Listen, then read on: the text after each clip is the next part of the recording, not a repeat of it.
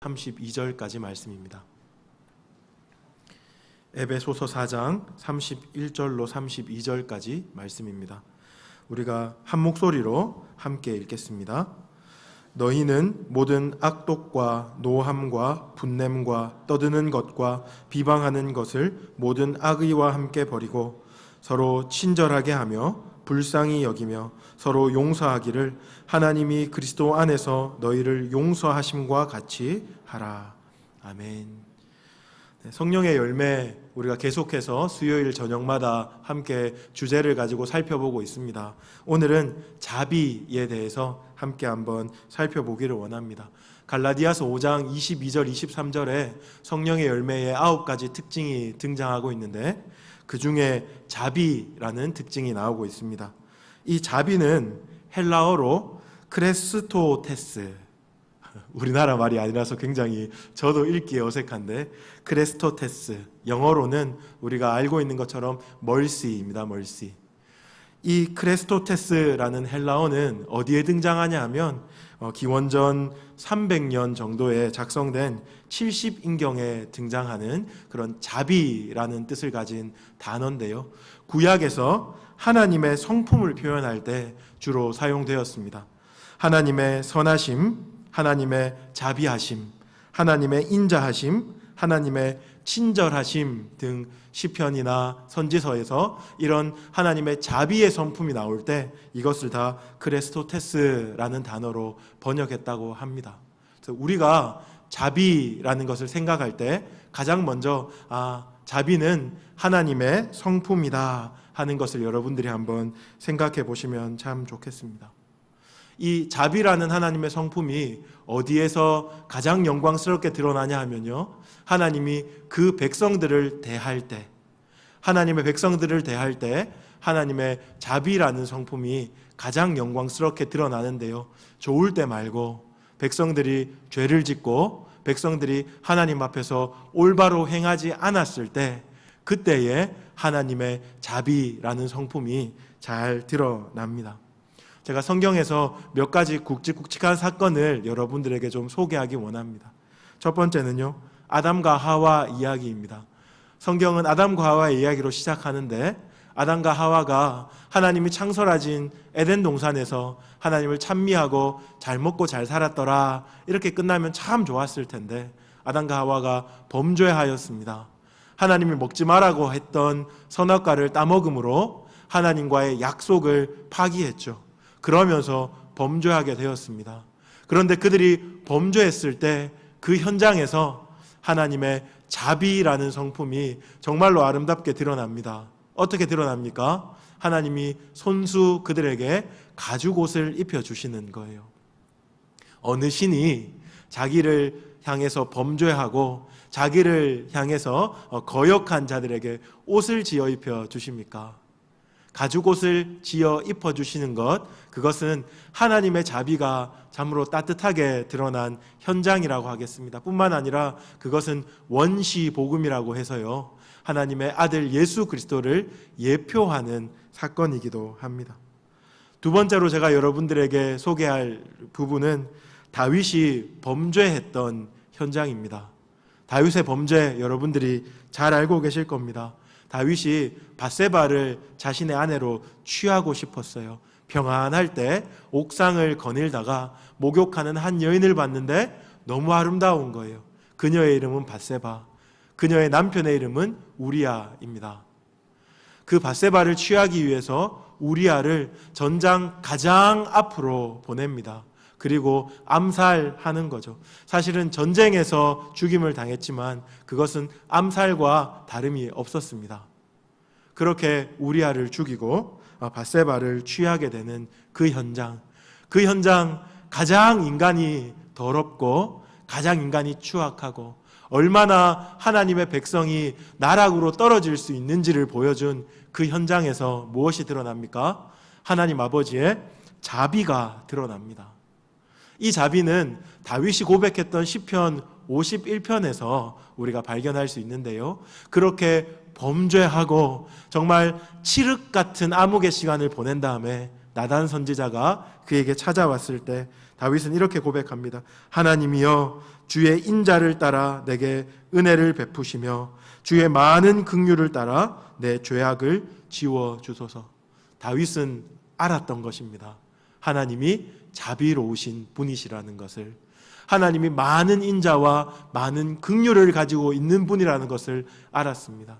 그 앞에서 철저하게 처절하게 하나님의 자비를 구했을 때 하나님이 다윗을 어떻게 하셨어요? 용서하셨습니다.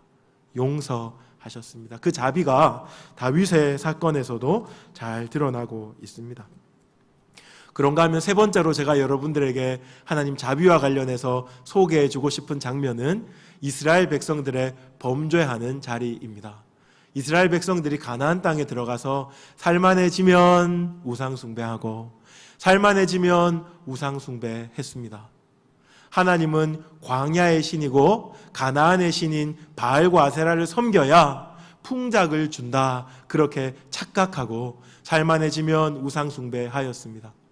하나님이 이들을 보면서 참 마음이 아팠습니다.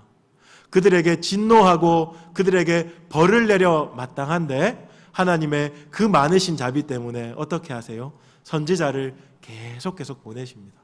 계속 보내시면서 그들에게 이제라도 돌아오라, 이제라도 돌아오라, 그렇게 말씀하시는 것이 우리가 선지서에서 만나는 하나님 아버지의 자비입니다. 제가 좋아하는 요엘서 2장 12절로 14절 말씀을 제가 빠른 속도로 한번 읽어드릴게요. 아마 암송하시는 분들도 계실 텐데 제가 한번 읽어드리겠습니다. 여호와의 말씀에 너희는 이제라도 금식하고 울며 애통하고 마음을 다하여 내게로 돌아오라 하셨나니 너희는 옷을 찢지 말고 마음을 찢고 너희 하나님 여호와께로 돌아올지어다. 그는 은혜로우시며 자비로우시며 노하기를 더디하시며 인애가 크시사 뜻을 돌이켜 재앙을 내리지 아니하시나니 주께서 혹시 마음과 뜻을 돌이키시고 그 뒤에 복을 내리사 너희 하나님 여호와께 소제와 전제를 드리게 하지 아니하실는지 누가 알겠느냐. 요엘이 지금 이스라엘 백성에게 이렇게 말하고 있습니다. 그는 은혜로우시고 그는 자비로우시며 노하기를 더디하시며 인애가 크시사 뜻을 돌이켜 재앙을 내리지 아니하시나니. 하나님의 성품, 그 자비로운 성품이 지금 그들의 범죄의 자리에, 패역한 자리에서 잘 드러나고 있습니다. 제가 세 가지를 여러분에게 소개했습니다. 아담과 하와, 다윗, 그리고 이스라엘 백성의 범죄. 이 모든 범죄의 자리에서 하나님 자비가 드러났는데요, 제가 마지막으로 여러분께 설명드릴 그 내용은 하나님의 자비가 드러나는 클라이막스입니다. 대충 눈치채시겠죠? 어디일까요? 바로 십자가 위에서입니다. 하나님 그 사랑하는 독생자 예수 이 땅에 보내셨어요. 이 땅에 보내셔서 사람으로 33년 동안 살게 하셨습니다. 그리고 영광스러운 왕으로서의 죽음이 아니라 처절한 죄수의 죽음으로 십자가에서 죽게 하셨습니다. 몸을 찢으셨어요. 피를 흘리셨습니다. 그리고 십자가상에서 그 하나님의 독생자 예수가 절규하며 처절하게 죽어가는 장면, 무엇 때문입니까? 우리의 죄악 때문에 그렇습니다. 나 때문에, 나의 죄 때문에, 나의 범죄 때문에, 나의 패역 때문에. 다윗의 범죄를 떠올려 봅시다. 남편이 있는 아내를 취하기 위해서 남편을 죽여요. 정말로 못돼 빠진 죄지요. 그 죄가 우리의 죄의 모습을 보여주는 겁니다. 그러한 죄 때문에 예수 십자가에서 죽으셨는데 그 십자가에서 죽으심이 무엇이냐 하면 하나님의 자비가 가장 영광스럽게 드러나는 그 지점입니다. 같이 말씀을 한번 찾아봅시다. 에베소서 2장 1절에서 5절, 두 절만 앞으로 가시면 됩니다. 에베소서 2장 1절에서 5절인데요. 사도 바울이 예수 십자가에서 죽으신 이 사건을 하나님의 긍휼하심, 다르게 말하면 하나님의 자비랑 연결시켜서 어떻게 소개하고 있는지 우리가 한번 읽어봤으면 좋겠습니다. 교독하여서 읽겠습니다. 제가 2장 1절 먼저 읽겠습니다. 그는 허물로 죄로 죽었던 너희를 살리셨도다.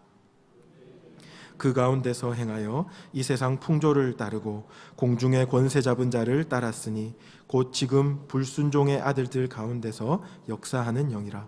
전에는 우리도 다 그 가운데서 우리 육체의 욕심을 따라 지내며 육체와 마음에 원하는 것을 하여 다른 이들과 같이 본질상 진노의 자녀이었더니 긍휼이 풍성하신 하나님이 우리를 사랑하신 그 큰 사랑을 인하여, 함께 읽겠습니다. 허물로 죽은 우리를 그리스도와 함께 살리셨고 너희는 은혜로 구원을 받은 것이라. 아멘. 긍휼이 풍성하신 하나님 아버지께서, 긍휼이 풍성하신 하나님께서 우리를 사랑하신 그 큰 사랑으로 인하여 허물로 죽은 우리를 그리스도와 함께 십자가에서 살리셨습니다. 십자가, 그것이야말로 하나님의 자비가 가장 영광스럽게, 가장 아름답게 드러나는 지점입니다. 우리가 날마다 십자가를 바라보아야 하겠습니다. 십자가를 바라보면서 범죄한 자를 용서하시는 하나님 아버지의 마음을 우리가 날마다 기억해야 하겠습니다. 그 자비로 인하여 내가 구원받았음을 감사하고 영광을 돌려야 하겠습니다. 제가 4가지 사건을 여러분들에게 소개했는데 이 4가지 사건에 다 공통점이 있습니다. 바로 하나님의 자비가 드러나서 무엇이 이루어졌습니까? 용서라는 것이 이루어졌습니다. 제가 오늘 여러분들에게 말씀드리고 싶은 이 자비는 용서랑 깊은 연관을 가지고 있습니다. 하나님이 자비하시기 때문에 죄인을 용서하시는 거죠. 하나님의 자비로 말미암아, 하나님의 풍성하신 긍휼로 말미암아 우리가 용서받고 구원받은 것입니다. 우리가 자비와 용서를 따로 떼서 생각하지 않았으면 합니다.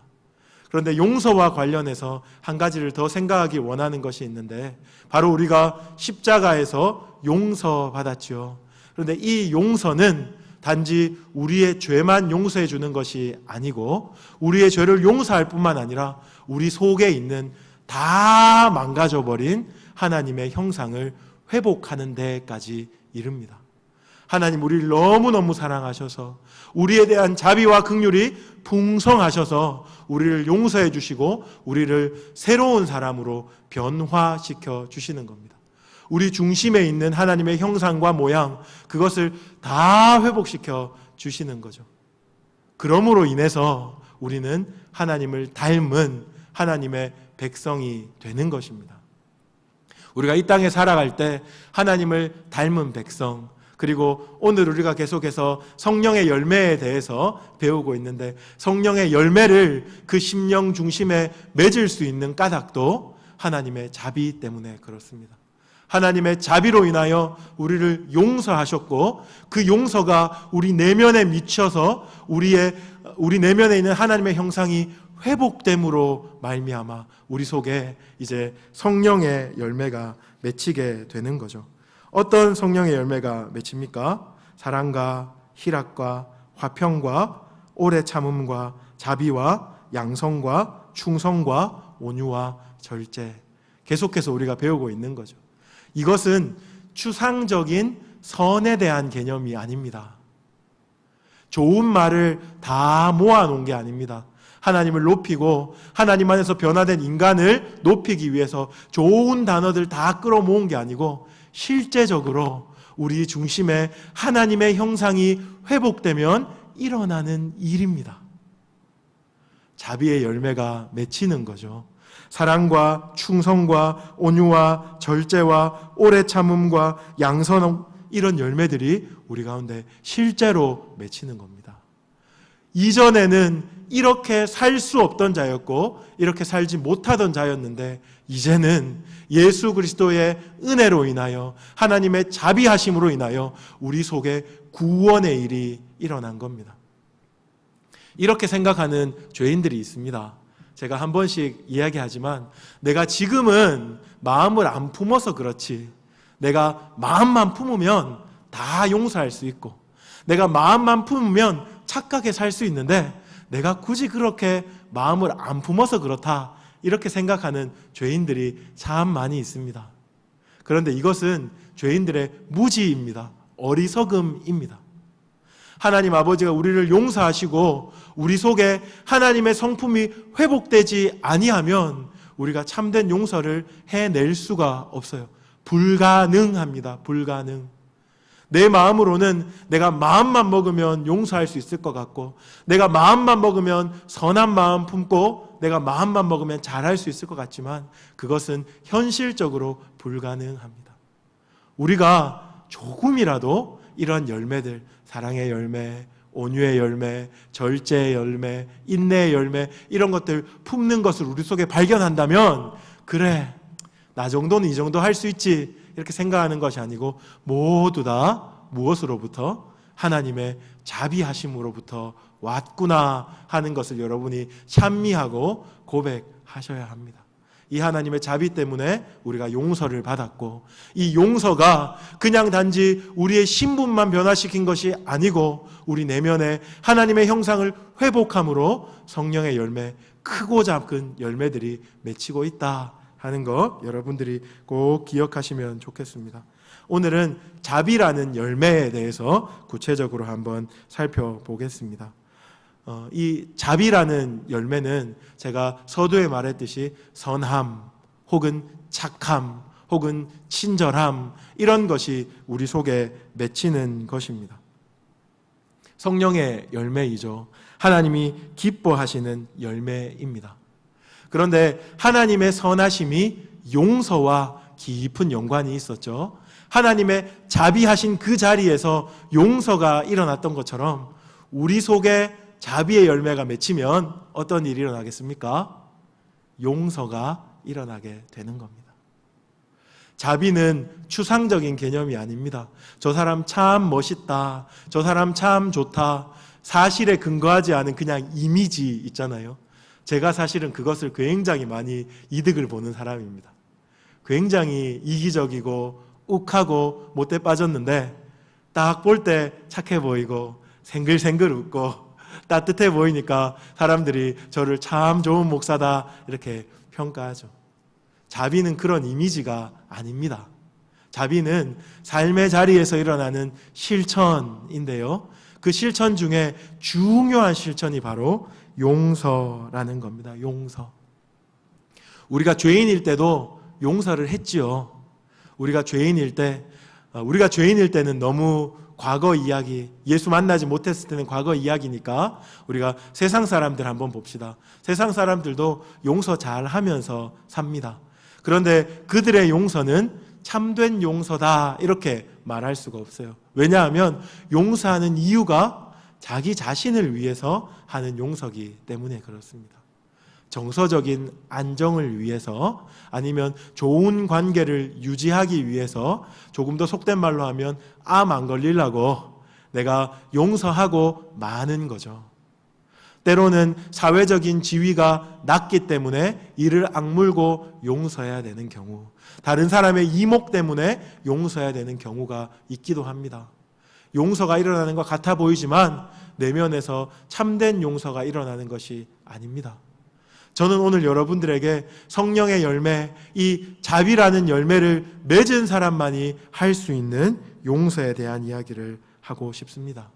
이 용서는 신적인 성품이 맺히는 열매입니다.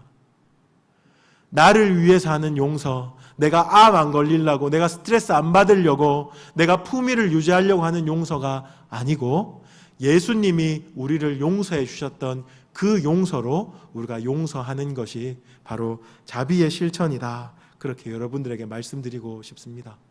제가 이렇게 말했습니다. 옛날에는 우리가 불가능한 존재였다.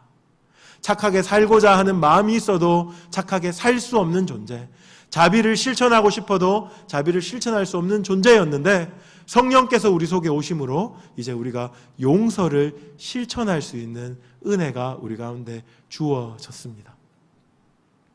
용서라는 것이 여간 어려운 문제가 아니기 때문에 제가 오늘 밥 먹기 전에 아내한테 너무 피상적인 설교가 되지 않을까, 이런 어떤 좀 이야기를 나누었는데요. 그래도 여러분 한번 잘 들어보십시오. 우리가 이 용서, 하나님이 주신 신적인 성품에 맺히는 열매로서의 용서는 세상 사람들이 하는 방식으로의 용서가 아닙니다. 모양만 내고 그리고 거칠에만 하는 용서가 아니고 진짜 예수님이 우리가 아직 죄인 되었을 때에 해주셨던 그 용서가 우리 속에 일어나는 것을 꿈꾸는 것입니다. 참 쉽지 않겠죠. 말만 들어도 어렵습니다. 그렇죠. 그렇기 때문에 우리가 말씀에 순종하고 훈련하며 몸부림치며 그분이 주신 은혜에 기대는 것, 그것이 반드시 이 용서의 일을 위해서 필요합니다. 사도 바울이 그 일을 너무 잘 알았기 때문에 에베소 교인들에게 이렇게 권면하고 있는 겁니다. 우리가 오늘 읽었던 본문인데요, 4장 31절 먼저 한번 보십시오. 4장 31절에 이렇게 말합니다. 너희는 모든 악독과 노함과 분냄과 떠드는 것과 비방하는 것은 모든 악의와 함께 버리고. 제가 읽었던 악독과 노함과 분냄과 떠드는 것, 비방하는 것, 이것은 용서하지 못하는 자의 모습입니다. 우리가 용서하지 못하는 사람을 봤을 때 어떤 모습이 있습니까? 악독, 독한 마음입니다. 독한 마음. 절대로 용서 못해 하는 그 독한 마음입니다. 그리고요, 또 노함, 진노하는 거죠. 그리고 분내는 거, 분노하는 거. 떠드는 것은 대성통곡한다 이렇게 해석할 수도 있고, 아니면 큰 소리로 상대방을 모독한다 이렇게도 해석해 볼 수 있겠습니다. 그리고 비방하는 일, 용서하지 못하는 자 모습 속에 이러한 것들이 등장합니다. 여러분들, 제3자의 입장으로서 두 명이 이렇게 싸웠어요. A와 B와 싸웠어요. 이렇게 구경하면 참 재밌죠, 그렇죠? 똑같은데, 둘이 굉장히 똑같은데 서로 악을 쓰며 분노하며 큰 소리치며 용서하지 않는 모습을 우리가 보게 됩니다. 제3자의 입장으로 봤을 때는 참 재미있는 싸움 구경인데, 내가 당사자가 되었을 때는 죽을 맛입니다. 왜냐하면 우리가 신자이지만 이 분냄과 독한 마음과 노함과 떠드는 것과 비방하는 것, 악의로부터 비롯된 이것들에서 자유로울 수가 없기 때문에 그렇습니다. 하지만 사도 바울은 이것들을 버리라 이렇게 우리에게 명령합니다. 버리라. 보이지 않는 주체는 성령 하나님이십니다. 성령께서 우리를 버리도록 도와주셔야 합니다. 하지만 그 안에서 우리가 버리기 위해서 힘써야 합니다. 어떻게 해요? 우리가 우리 자신의 모습을 깊이 있게 성찰하는 겁니다. 내가 이 정도로 분내는 게 합당한가? 내가 이 정도로 노하는 게 합당한가? 내가 나에게 잘못한 이 상대방을 이렇게 대하는 것이 합당한가 하는 것을 내 스스로 살펴보아야 합니다.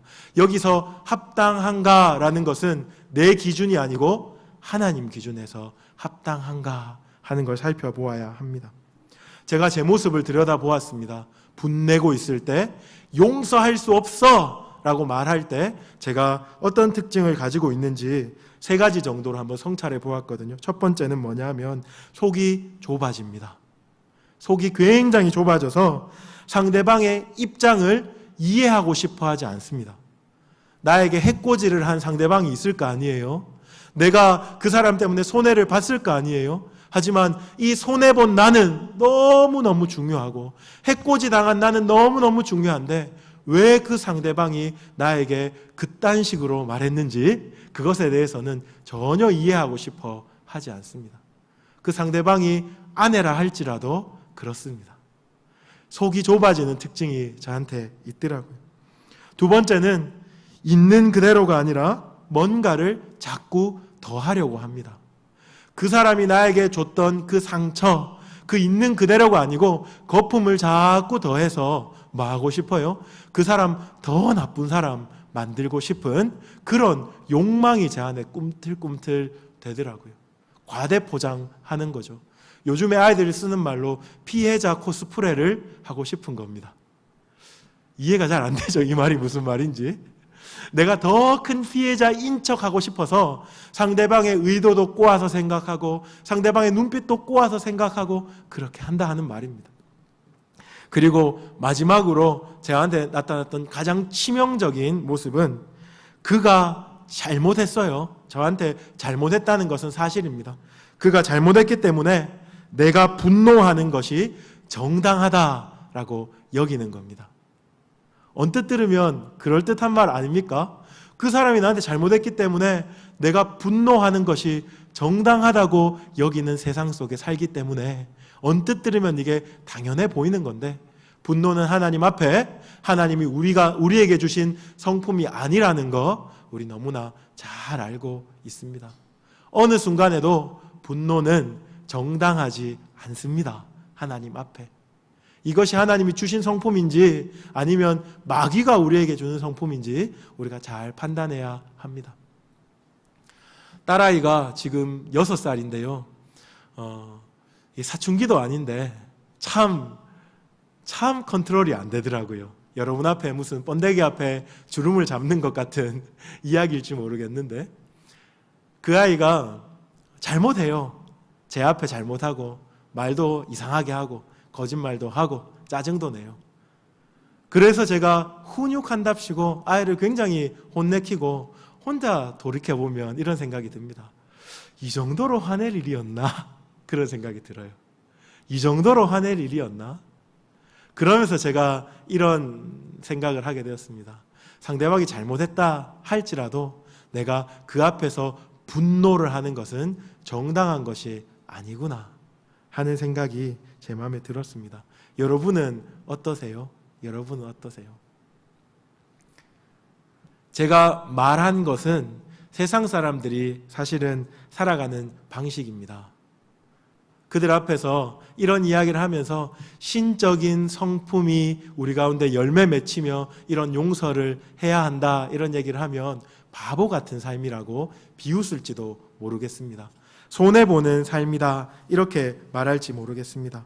하지만 우리는 이런 마음, 좁아진 마음, 상대방을 더 나쁘게 만들려고 하는 욕망, 그리고 상대방이 잘못했기 때문에 내가 분노하는 것이 정당하다고 그렇게 말하는 이 마음을 하나님 앞에 꺼내놓고 면밀히 살펴보아야 합니다. 그리고 하나님 앞에 회개해야 합니다. 하나님, 오늘 내가 세속적인 방식으로 살지 않고 하나님 앞에 거룩을 지키겠습니다. 비록 그가 잘못했다 할지라도 하나님, 그의 잘못을 객관적인 눈으로 볼 수 있도록 도와주시옵소서. 하나님이 주신 지혜로 그와 함께 이 잘못된 일들을 해결할 수 있도록 기도하게 하여 주시옵소서. 덮어놓고 그냥 분노하고, 덮어놓고 그냥 짜증내고, 덮어놓고 그 사람 죄인 만들려고 하지 않도록 도와주시옵소서 하고 우리는 하나님의 지혜를 구해야 할 줄로 믿습니다. 한 가지만 제가 더 말씀을 나누기 원하는데요. 같이 보았던 에베소서 4장 32절을 한번 보십시오. 모든 악의와 함께 버리라 말씀하시고 32절에 서로 친절하게 하며 불쌍히 여기며 서로 용서하기를, 이것이 자비입니다. 하나님이 그리스도 안에서 너희를 용서하심 같이 하라. 우리가 용서가 여간 어려운 것이 아닙니다. 하지만 우리가 반드시 기억해야 하는 것은 하나님이 우리를 용서하셨다 하는 것입니다. 하나님이 우리를 용서하셨다. 그것을 기억하며 우리의 용서의 삶을 살아야 합니다. 부채의식을 가지라 하는 것이 아닙니다. 하나님이 나를 이만큼 용서해 주셨는데 나도 용서하며 살아야지 하는 그런 부채의식은 우리가 좀 더 성숙해야 가질 수 있는 것입니다. 무엇을 먼저 가져야 하냐면 하나님이 나를 용서해 주심으로 내가 얼마나 아름다운 사람이 되었는가 하는 것을 내가 들여다보는 겁니다. 하나님이 나를 십자가에서 용서해 주심으로 내가 얼마나 영광스러운 존재가 되었는가, 하나님이 나를 십자가에서 용서해 주심으로 내가 얼마나 행복한 사람이 되었는가 하는 것을 자꾸 들여다보는 겁니다. 오늘 우리가 선하게 살아갈 수 있는 것, 오늘 우리가 행복하게 살아갈 수 있는 것, 오늘 우리가 의미 있게 살아갈 수 있는 것, 오늘 우리가 값지게 살아갈 수 있는 것, 그분의 용서의 결과입니다. 우리 가운데 있는 부족들이 여전히 많이 있지만 우리는 이미 건널 수 없는 강을 건넜습니다. 사람의 힘으로는 불가능한 구원을 받았습니다. 그것을 들여다보면서 이 용서의 아름다움이, 이 용서의 영광이, 이 용서의 하나님의 영광이 얼마나 아름다운지를 우리가 자꾸 들여다봐야 합니다. 그리고 제가 여러분들에게 하고 싶은 이야기는, 여러분들이 그렇게 상대방을 용서해주면, 여러분에게 그렇게 모질게, 여러분에게 그렇게 나쁘게, 여러분 마음을 그렇게 상하게 했던 사람 용서해주면 여러분이 그 사람에게 그리스도가 되는 겁니다.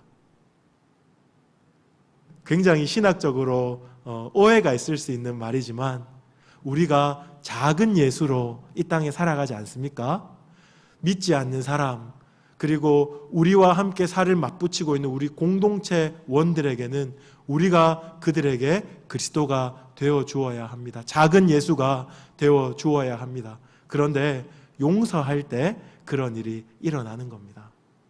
우리가 이렇게 표를 적어놓고 살아갑니다. 하나님 나라를 살아내는 복음 선포적 공동체. 이 일이 가능하려면요, 이 일이 그냥 공중에 둥둥 떠다니는 그냥 슬로건이 아니고 가능하려면요, 우리가 만나는 모든 사람에게 작은 예수로, 예수가 우리를 변화시키고 예수가 우리를 용서하셨을 때 우리가 많은 복락을 누렸던 것처럼 그들에게 그렇게 해주어야 합니다. 그때 하나님 나라가 이 땅에 이루어지는 겁니다. 오늘 굉장히 어렵고 우리 마음에 동의가 잘 되지 않는 주제를 다루었습니다. 사실 자비하면 너무너무 좋은데, 자비의 열매를 맺게 해주십시오 하면 너무너무 좋은데, 자비의 열매가 맺히면 참 내가 멋있는 성도가 될 것 같은데, 그것이 실제로는 용서하며 사는 것입니다. 그 용서의 열매가 맺어질 수 있도록 여러분이 하나님 앞에 구하십시오. 하나님의 성품이 우리 가운데 실현되는 바로 그 자리가 될 것입니다. 여러분을 통해서 세상이 예수를 보게 될 겁니다. 우리의 한 걸음 한 걸음을 통해서 우리의 공동체에, 그리고 이 땅에 하나님 나라가 이루어질 것입니다.